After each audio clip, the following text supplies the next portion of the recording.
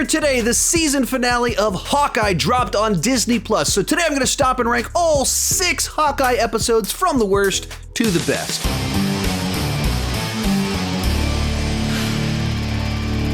Hi, my name is Sean, and I love to talk about movies and TV way too much. With that in mind, go ahead and join me down below in the comment section. Share your ranking of the Hawkeye episodes. My list isn't the right list, it's just my list, and I would love to see yours.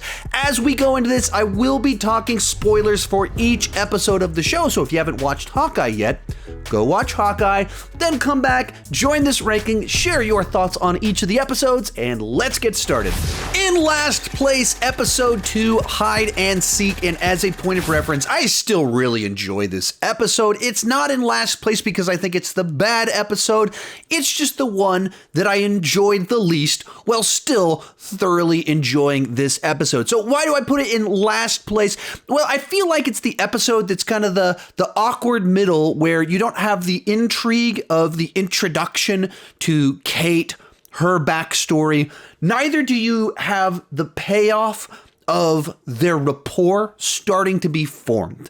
You see them, their first introductions, their first interactions with each other, but since at this point in time, Clint is mostly annoyed by her presence, it doesn't quite have as much fun to it. While later on, when they really have a rapport and he's starting to respect her, I think it pays off a little bit better. And so I just didn't enjoy the dynamic here quite as much. Also, they get together, have one action sequence.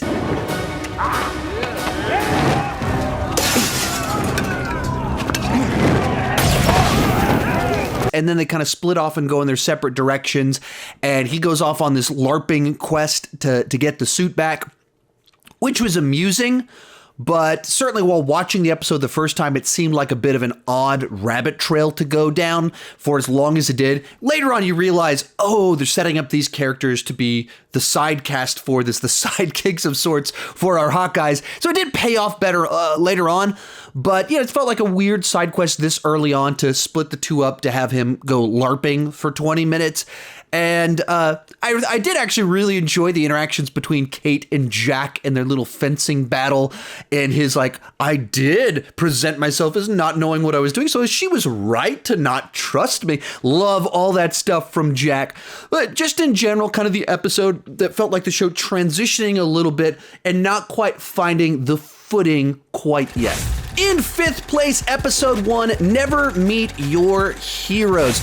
Now, I thought this episode just kicked off with this great little introduction to Kate that let us know her family dynamic, let us know she's been training from a very young age, and then also ties in why she's obsessed with Clint by tying her family to the Battle of New York, which of course to us as MCU fans is such a pivotal event, and they take shots that we remember that are so iconic, and they show you what was happening across the street in that building, and it was actually really important.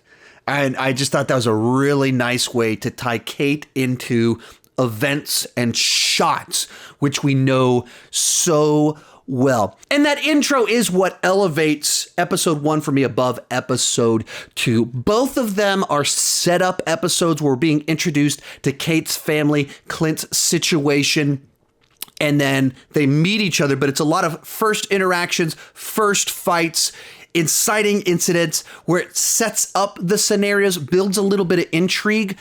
But the real payoff for this show, I think, is in the relationships, the journey that they're on. And it's all the payoff that comes after the initial setup. So I enjoyed the setup, but I liked the payoff even more. In 4th place, episode 4, Partners, Am I Right? Now, there was a bit of a running joke where in all of my previous Marvel Disney Plus episode rankings, I had episode 4 as my favorite episode of the seasons.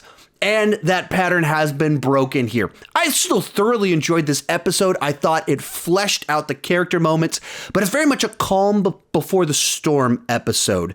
The transitions between the initial action of the first half of the season, establishes the relationships, and then sets up the final little arcs that are paid off in the finale.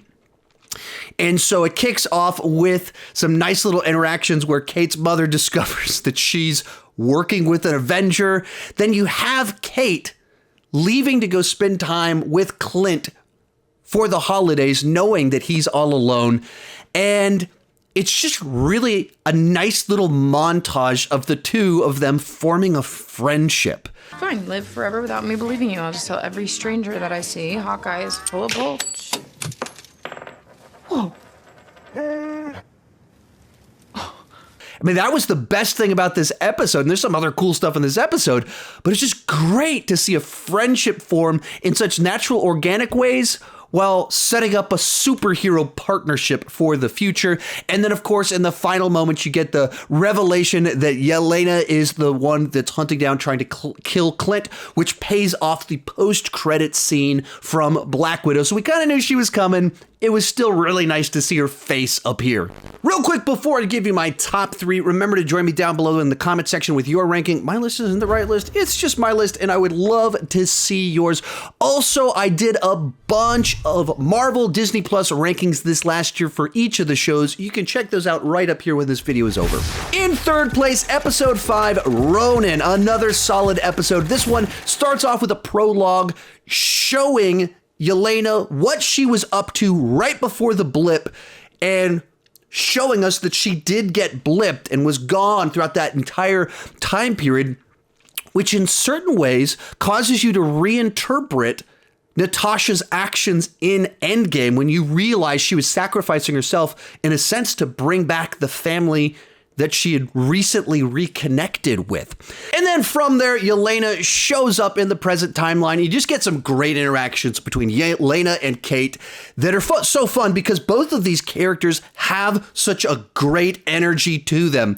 Yelena's sense of humor and weirdness works every single time for me, and Kate's naive energy plays well off of everyone. It's really tasty, really tasty. Yeah, I know what boxed mac and cheese tastes like. Okay, I know it's delicious. So the two of them together, you kind of go, man, I can't wait to see what else they're going to do inside of the MCU. And then, of course, we get Clint finally going to confront Echo and let her kind of know the truth about what's been going on. So you get a great fight between the two of them. But more importantly, you get Clint letting her know what's really been going on. That he was being used to kill her father, and her father was killed as a pawn in this other greater thing that was going on. And you could tell that she believes him while not wanting to believe it at the same time. And of course, in the final moments, you get that reveal of who's been behind all of this. And if you read the comics, they kind of pretty well heavily teased in episode 3 where exactly this was going. But we get Vincent D'Onofrio returning as Kingpin. Such a great present to the fans. Our runner-up, episode 6, So This Is Christmas. I watched this episode this morning and I got pretty much everything that I wanted. Hopped on Twitter and found out a bunch of people actually kind of disappointed with the finale for the show. And I can see where some of them are coming from with them kind of rushing to try and resolve all of these different plot lines. It worked for me. I got what I wanted. I got the payoff of Clint finally saying to Kate, "You're my partner." You get Kate saying back to Clint that story from the Battle of New York of why she's doing what she's doing. You get all kinds of wacky trick arrows, including a Pym arrow shrinking a truck that gets taken off by an owl. You get Kingpin in a fight where he's just throwing Kate around and taking arrows straight in the chest. You get Jack revealed as the red herring in the season, and kind of a hero after all. You get the payoff of the LARPing people joining in being heroes, and you get Clint with his new partner heading home to his family just in time for Christmas with the watch. Now, the big thing about this episode that actually could dramatically change where it ranks is I'm operating from the assumption that Kingpin is not dead. I think their usage of him was a bit underwhelming here. They should have paid it off more. That you borrowed our knowledge of who Kingpin is and our excitement for seeing him to make him an interesting payoff in the season rather than actually building up to it and building the case for him. So it's a little bit underwhelming. If they actually killed him off the way they did, this episode goes into last place, but I don't think they actually killed him off. I'm sure he's going to come back. There's a reason that they cut away. So that didn't bother me too much with what they did there. But overall, I was satisfied with what they gave me, other than maybe being a bit underwhelmed with the Kingpin usage. But in general, I got what I wanted. But in first place, episode 3, Echoes. And to me, this was the best most well-rounded episode. We get some background about who Echo is, while at the same time teasing someone that was going to show up later on in the season. We finally get the partnership starting to form between Kate and Clint, and you start to have him soften a little bit and start to realize this isn't just some weird kid. She's actually really good and very competent at this sort of thing. With a little bit of coaching, she could be here. You start to see him understand that just a little bit, and then you get the best action sequence of the entire show with the car chase that was shot in a very cool way, has plenty of fun little moments involving arrows, and then it pays off so well. We have this little moment where Clint's like, shoot up an arrow, like right over, way up in the air, and then he partners up with her, shoots her arrow, makes it land.